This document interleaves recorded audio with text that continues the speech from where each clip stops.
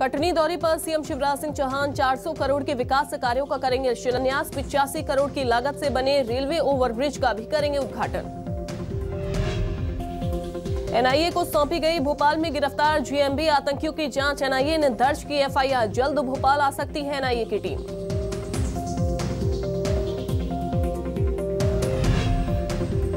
मध्य प्रदेश में आज मनाया जाएगा अन्न उत्सव। 5 करोड़ हितग्राहियों को दिया जाएगा राशन। सितंबर तक दिया जाएगा राशन।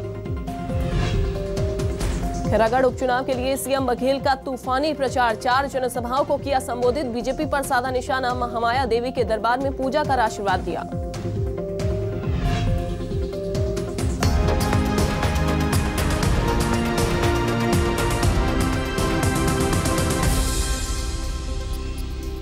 नमस्कार, बहुत स्वागत है आप सभी का। मैं हूं आपके साथ अंजलि सिंह। खैरागढ़ के रण में केंद्रीय मंत्रियों की फौज अब उतर आई है। प्रहलाद पटेल आज ताबड़तोड़ चुनाव प्रचार करने वाले हैं। तो आपको यह भी जानकारी दे कि राहुल और जलबांधा में जनसभा को संबोधित किया जाएगा।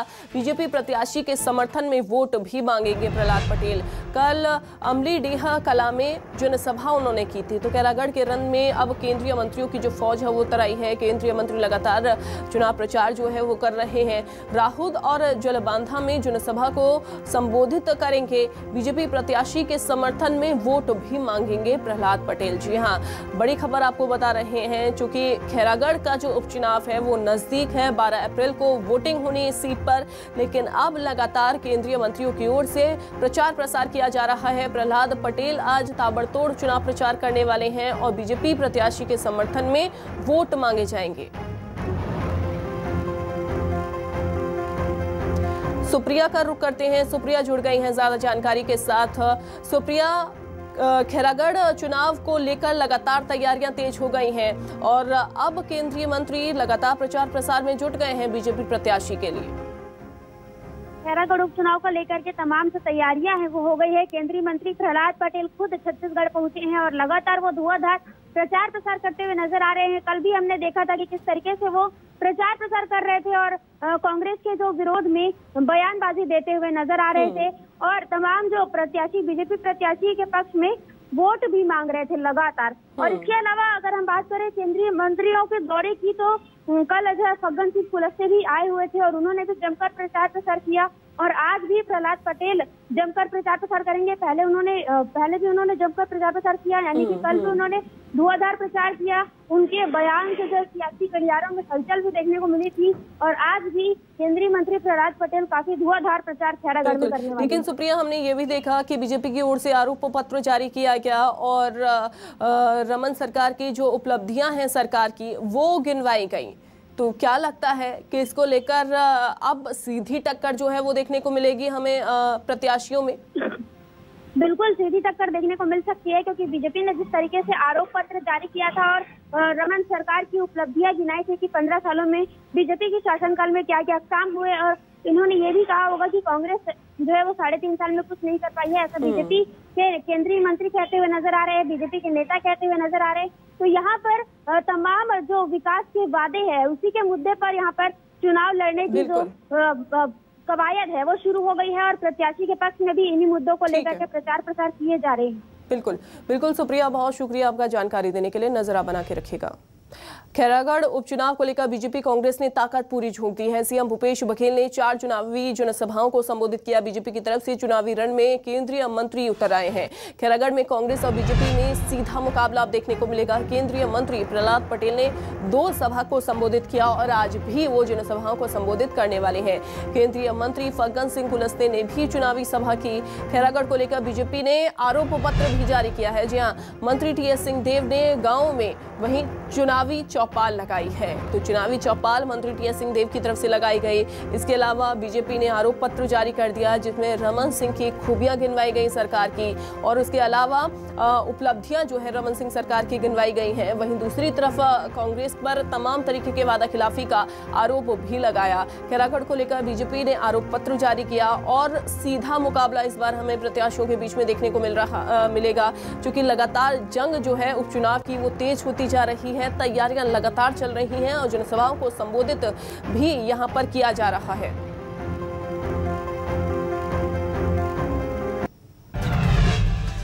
तो खैरागढ़ उपचुनाव को लेकर बीजेपी और कांग्रेस लगातार चुनाव प्रचार में जुटी हुई है। दोनों ही पार्टियों के लिए ये साख का सवाल बना हुआ है। इसी कड़ी में पूर्व सीएम रमन सिंह ने आरोप पत्र जारी किया। साथ ही साथ उन्होंने कांग्रेस पर वादा खिलाफी का भी आरोप लगाया। उन्होंने प्रेस कॉन्फ्रेंस कर कांग्रेस सरकार को कई मुद्दों पर घेरा और इसी दौरान उनके साथ बीजेपी अध्यक्ष विष्णुदेव साय भी मौजूद रहे।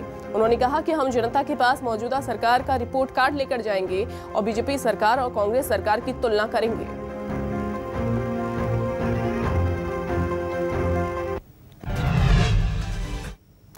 वहीं खैरागढ़ उपचुनाव में कांग्रेस प्रत्याशी यशोदा वर्मा के पक्ष में चुनावी सभा को टीएस सिंहदेव ने संबोधित किया। वो जालबांधा में मौजूद रहे, जहां उन्होंने कांग्रेस के घोषणा पत्र को लेकर कहा कि जो वादे किए गए हैं उसको पूरा करेंगे और स्वर्गीय देवव्रत सिंह को इस सीट को जिताकर सच्ची श्रद्धांजलि देंगे। इस सभा में टीएस सिंहदेव मंच पर ना बैठकर आम नेताओं के बीच में वहां पर बैठे और उसके साथ ही वहां पर सभा को भी संबोधित किया। टीएस सिंहदेव का यह अंदाज वहां पर मौजूद लोगों को काफी पसंद आया।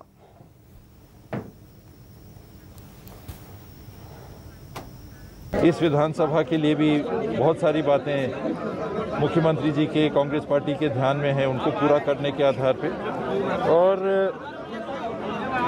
देवव्रत जी को एक श्रद्धांजलि देने के आधार पे, जिनकी दिली इच्छा पिछले 2.5 साल से कम लगातार हम लोग ऐसे भी संपर्क में थे, उनकी प्रबल इच्छा थी कांग्रेस प्रवेश में, दोबारा कांग्रेस में शामिल होने की।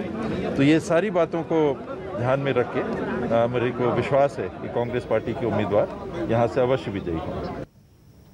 बीजेपी सांसद सरोज पांडे ने ट्वीट करके सीएम भूपेश बघेल से अपील की है। उन्होंने ट्वीट करके कहा है कि मेरा मुख्यमंत्री जी से पत्र के माध्यम से विनम्र निवेदन है, जब छत्तीसगढ़ के करदाताओं का धन असम और उत्तर प्रदेश में कांग्रेस के चुनाव अभियान में खर्च हो सकता है तो फिर बच्चों के लिए क्यों नहीं। जब तक आखिरी बच्चे के पांव में चरण पादुका नहीं होगी, अभियान जारी रहेगा। तो मेरा मुख्यमंत्री जी से पत्र के माध्यम से विनम्र निवेदन है कि जब छत्तीसगढ़ के करदाताओं का धन असम और उत्तर प्रदेश में कांग्रेस के अभियान में खर्च हो सकता है तो फिर बच्चों के लिए क्यों नहीं। जब तक आखिरी बच्चे के पांव में चरण पादुका नहीं होगी, अभियान जारी रहेगा। सरोज पांडे का ये ट्वीट हम आपको दिखा रहे हैं।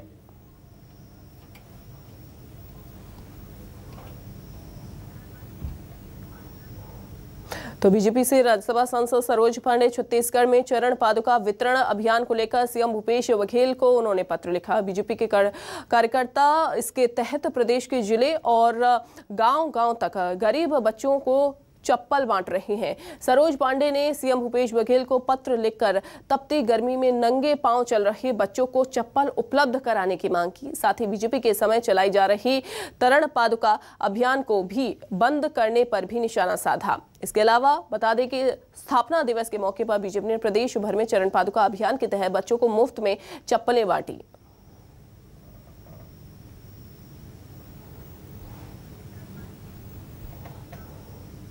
छत्तीसगढ़ के वन एवं परिवहन मंत्री मोहम्मद अकबर ने कवर्धा में वर्चुअली सी मार्ट का शुभारंभ किया। बता दें कि प्रदेश की महिलाओं को आत्मनिर्भर बनाने के लिए सी मार्ट का शुभारंभ किया गया, जिसे 16 स्वयं सहायता समूह महिला समूह संचालित करेंगे। राज्य सरकार ने सी मार्ट को खोलने के लिए महिला समूहों को 10 लाख रुपए का लोन भी दिया। इस दौरान एसपी डॉक्टर लाल उमेद, नगर पालिका अध्यक्ष ऋषि शर्मा मौजूद रहे।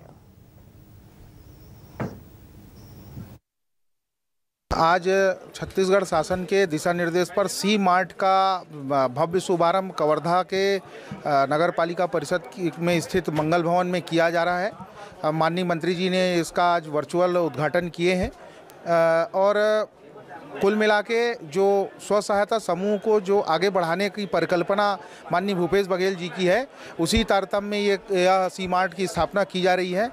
सी मार्ट में स्व सहायता समूह, जिले के जितने भी स्व सहायता समूह हैं उनसे अलग अलग प्रोडक्ट है को एक जगह में इकट्ठा कर सी मार्ट के माध्यम से शहर के लोगों को और जिले वासियों को बेचने के हिसाब से बहुत कम, मतलब कुल मिला के सी मार्ट की जो स्थापना है उसका जो परिकल्पना है उसमें मिनिमम लागत में मैक्सिमम चीज़ निकालना है और इसी परिप्रेक्ष्य में आज सी मार्ट की स्थापना और शुभारंभ किया गया है। मुंगेली से अब खबर, जहां लोरमी में स्वास्थ्य विभाग की लापरवाही देखने को मिली। नसबंदी कराने आई महिला की आंतें काट दी गईं। प्रमिला ताऊ ने नसबंदी का ऑपरेशन किया है। प्रभारी मंत्री रुद्र गुरु कुमार का बयान इसको लेकर सामने आया। कलेक्टर को जांच के निर्देश दे दिए गए हैं। लोरमी के मातृ शिशु अस्पताल का ये पूरा मामला। तो नसबंदी कराने आई महिला की आंत काट दी गई। प्रमिला दाऊ ने नसबंदी का ऑपरेशन किया था, जिसके बाद आपको ये जानकारी दे कि प्रभारी मंत्री रुद्र गुरु कुमार का बयान सामने आया है इस पूरे मामले पर। उन्होंने कहा कलेक्टर को जांच के निर्देश दे दिए गए हैं। और हम आए हैं यहाँ 2 तारीख का और 2 ही तारीख का हुआ है, और बाकी सब जितना था वो और 14 लोग का ऑपरेशन हुआ है वो सही है, वो चला गया। और जो हमारा पत्नी का है उसका मतलब क्या ऑपरेशन कराने वाला? बच्चा दाने वाला नसबंदी। क्या लगता है कितनी बड़ी लापरवाही मानते हैं? ये तो बहुत बड़ी लापरवाही है पीछे। कैसे पता चला आपको? को वो ऐसे पता चला कि हमारा जो सास है वो पूछा है कि इसको अलग क्यों रखे हम, तो वो बोला कि इसका जो आंतड़ी है वो कट गया है। मेरी ऑपरेशन करने वाले डॉक्टर से बात हुई है, तो उनका कहना है कि नसबंदी के दौरान जो है स्क्रैच आया है उस पर इंटेस्टाइन पे, और पेशेंट बिल्कुल ठीक है और उसको एहतियात के तौर पे उसको भर्ती करके रखा गया है और खाना पीना भी उसका सब चल रहा है। छुट्टी भी उसको करने वाले हैं। अभी आपके जरिए हमें ये जानकारी मिली, हम कलेक्टर को निर्देशित करेंगे कि एक जांच कमेटी बना के इसकी जांच करें और निश्चित तौर पे उस महिला को इंसाफ मिलेगा। बिलासपुर में दर्दनाक सड़क हादसा हुआ। इस हादसे में 2 युवकों की दर्दनाक मौत हो गई, जबकि 2 अन्य लोग घायल हो गए हैं। कोनी थाना क्षेत्र के निरतू के पास ये दुर्घटना हुई। मारुति 800 कार से निरतू गए थे कार सवार युवक। कार अचानक अनियंत्रित होकर एक राहगीर को ठोकर मारते हुए पलट गई। एक युवक ने मौके पर ही दम तोड़ दिया, जबकि दूसरे की अस्पताल ले जाते वक्त मौत हो गई। फिलहाल कोनी पुलिस मामले की जाँच में जुटी है।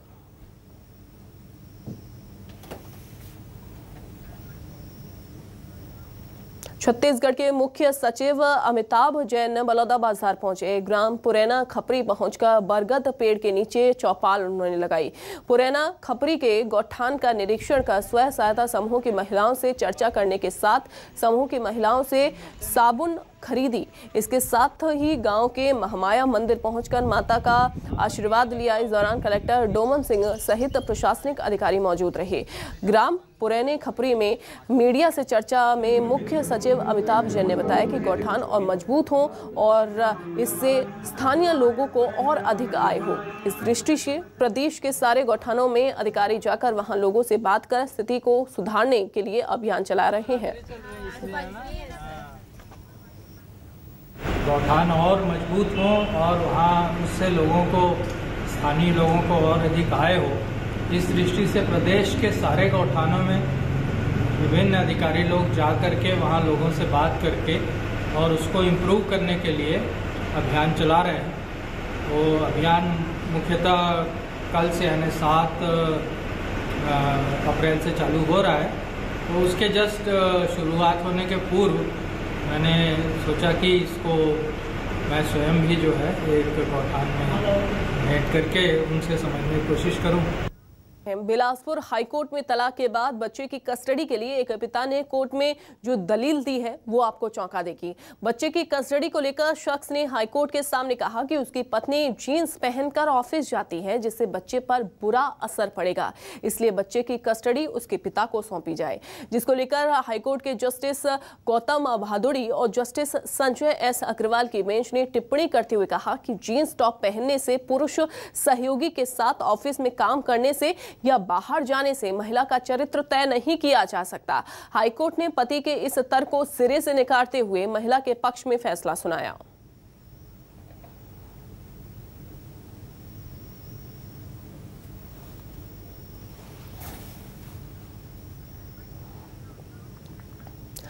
गरियाबंद में केंद्र सरकार के समग्र शिक्षा योजना में बड़ा गड़बड़झाला सामने आया है। शिक्षा विभाग पर योजना के तहत खेल सामग्री के लिए जारी राशि को नियम अनुसार खर्च नहीं करने का आरोप लगा है। बताया जा रहा है कि समग्र शिक्षा योजना के तहत 1,30,00,000 की राशि स्वीकृत की गई थी, जिसमें से 30% राशि स्कूलों के खाते में जमा की गई और 70% राशि की खेल सामग्री स्कूल को मुहैया कराई गई। मामले को लेकर जिला शिक्षा अधिकारी कुछ भी कहने से बचते नजर आ रहे हैं, तो वहीं बंदरानगढ़ विधायक डमरूधर पुजारी मामले को विधानसभा में उठाने की बात कह रहे हैं।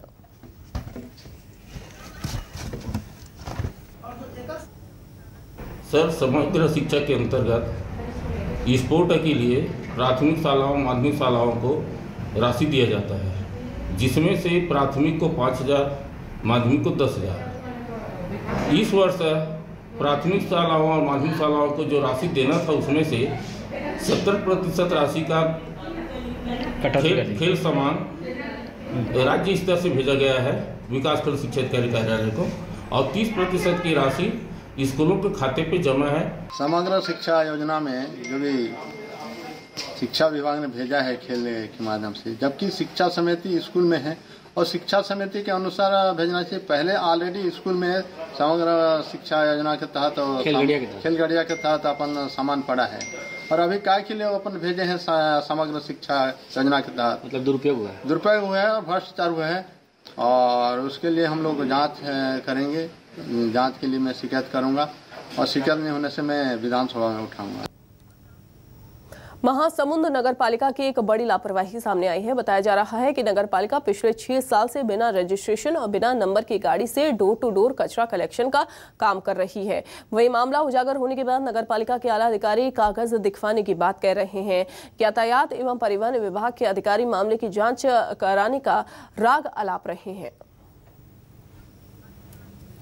2016-17 में 10 टिपर लिया गया था मिशन क्लीन सिटी के तहत, और वहाँ पर संचालनालय से जो है इसका तय करके उसका वहाँ से परचेस किया गया था इसको भंडारगृह नियम से, और उसका अभी तक मुझे जानकारी अभी नहीं हुआ है, तो इसको मैं जानकारी लेकर देखता हूँ कि इसमें रजिस्ट्रेशन हुआ है कि नहीं। सभी प्रकार के वाहन जिसमें न्यूमेट्रिक हवादार टायर लगा है करके मोटर व्हीकल एक्ट में पंजीयन कराने के प्रावधान है। सभी वाहन का पंजीयन होना है, और यदि ऐसी बात है तो इसका संज्ञान में लिया जाएगा करके कि किस कारण से पंजीयन नहीं कराए हैं। जशपुर से अब खबर, जहां ड्यूटी के दौरान आरक्षक की मौत हो गई। बेहोश होने के बाद आरक्षक अस्पताल ले जाया गया, तो आरक्षक को अस्पताल ले जाया गया। बेहोश होने के बाद ड्यूटी से वापस लौटते वक्त वो बेहोश हुआ था। डॉक्टर ने आरक्षक को मृत घोषित कर दिया, तो ड्यूटी के दौरान आरक्षक की मौत हो गई। जी हाँ, बेहोश होने के बाद आरक्षक को अस्पताल भी ले जाया गया, जहाँ पर डॉक्टर्स ने आरक्षक को मृत घोषित कर दिया।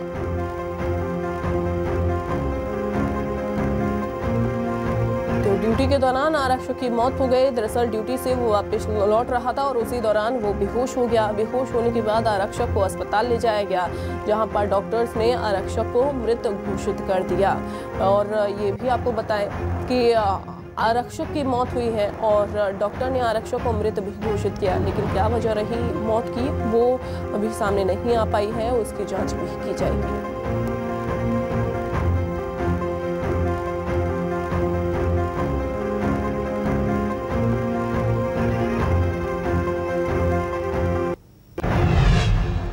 रायपुर से अब खबर, जहां ऑनलाइन परीक्षा घोषित होने के बाद आवेदन करने पहुंचे छात्र, परीक्षा डेट निकलने के 2 महीने बाद परीक्षा फॉर्म भरने के लिए छात्र पहुंचे। तो आवेदन जो डेट है वो निकल गई है, लेकिन उसके बावजूद ऑनलाइन परीक्षा घोषित होने के बाद यहां पर फॉर्म भरने के लिए पहुंचे हुए थे छात्र। 2 फरवरी को परीक्षा फॉर्म भरने की अंतिम तारीख थी। हर दिन अलग अलग जिलों से छात्र पहुंच रहे हैं। पंडित रविशंकर विश्वविद्यालय से एफिलिएटेड है 148 कॉलेज। पंडित रविशंकर विश्वविद्यालय परीक्षा विभाग के कर्मचारियों ने कहा कि छात्रों से आवेदन ले रहे हैं, लेकिन फैसला प्रबंधन करेगा। अब तक 200 से ज्यादा छात्र परीक्षा में बैठने के लिए अनुमति मांग चुके हैं। कोरोना काल में जो परीक्षा ड्रॉप आउट करने वाले थे उनके लिए ऑनलाइन वरदान साबित हो रहा है, और अब भी जो लोग हैं यहाँ पे आवेदन लेकर आ रहे हैं ताकि उनको परीक्षा में शामिल किया जाए। कुछ युवा हमारे साथ हैं। कौन से परीक्षा के लिए आप अनुमति लेने आए? जंतु विज्ञान का। जंतु विज्ञान का कौन सी ईयर का? बीएससी फाइनल ईयर का। बीएससी फाइनल ईयर का। तो लेट कैसे हो गया आप लोग को आवेदन करने में? मुझे मालूम नहीं था कि वो प्रैक्टिकल निकल गया। आपका कौन सा सब्जेक्ट है? एमए जी। कौन से ईयर? फर्स्ट ईयर का जी। अभी आवेदन कर रहे हैं जी। कहाँ से, कौन से कॉलेज से आए? राजीव लोचन।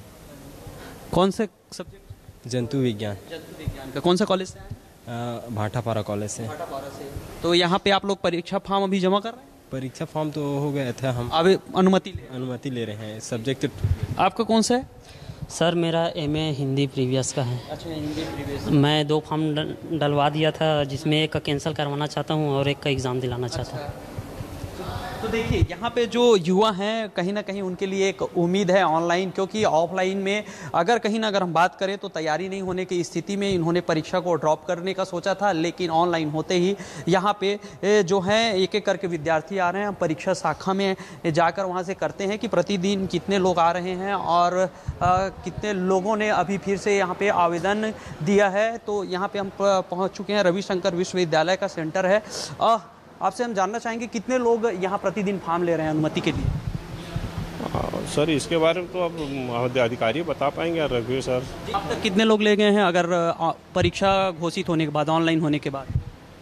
नहीं वही अंदाज के आसपास होगा सर। इसके लिए भंवरी सर अधिकारी बता पाएंगे सर, मैं जानकारी है तो नहीं दे पाऊंगा क्योंकि तो देखिए यहाँ पे जो है कहीं ना कहीं यहाँ पे जो जिम्मेदार अधिकारी जो है कतरा रहे हैं बताने से कि कितने फॉर्म ले चुके हैं, क्योंकि यहाँ पे सवाल ये उठता है कि अभी जो है यहाँ पे जो है समय सारणी जारी कर दिया गया है। समय सारणी जारी करने के बाद जो है परीक्षा का पैटर्न भी बदला है। बॉन्डेड मोड में यानी कि ऑनलाइन मोड में जो है परीक्षा ली जाएगी और इसके लिए जो है हर दिन जो छात्र यहाँ पहुँच रहे हैं और जो है आवेदन कर रहे हैं ताकि उनको परीक्षा में शामिल किया जाए। तो अब देखना यही होगा कि यहाँ पे 200 से ज़्यादा छात्र अभी हाल में ही आवेदन किया, जो है जो विश्वविद्यालय है उनको परीक्षा में शामिल होने के लिए अनुमति देती है या नहीं। कैमरामैन नागलकर के साथ सत्या राजपूत, न्यूज़ 24 रायपुर। रायपुर में शिक्षक भर्ती की मांग को लेकर आंदोलन किया गया। डीएड और बीएड संघ के बैनर तले यह आंदोलन हुआ। बूढ़ा तालाब धरना स्थल पर बेरोजगार युवाओं का प्रदर्शन। भर्ती नहीं निकालने पर अनिश्चितकालीन हड़ताल की चेतावनी भी इनकी ओर से दी गई। कांग्रेस ने 60,000 शिक्षक भर्ती का ऐलान किया था। तो डीएड और बीएड संघ के बैनर तले आंदोलन की ओर से किया गया। बूढ़ा तालाब धरना स्थल पर बेरोजगार युवाओं ने प्रदर्शन किया। शिक्षक भर्ती को लेकर दरअसल यह आंदोलन चला। भर्ती नहीं निकालने पर अनिश्चितकालीन हड़ताल की चेतावनी दी गई।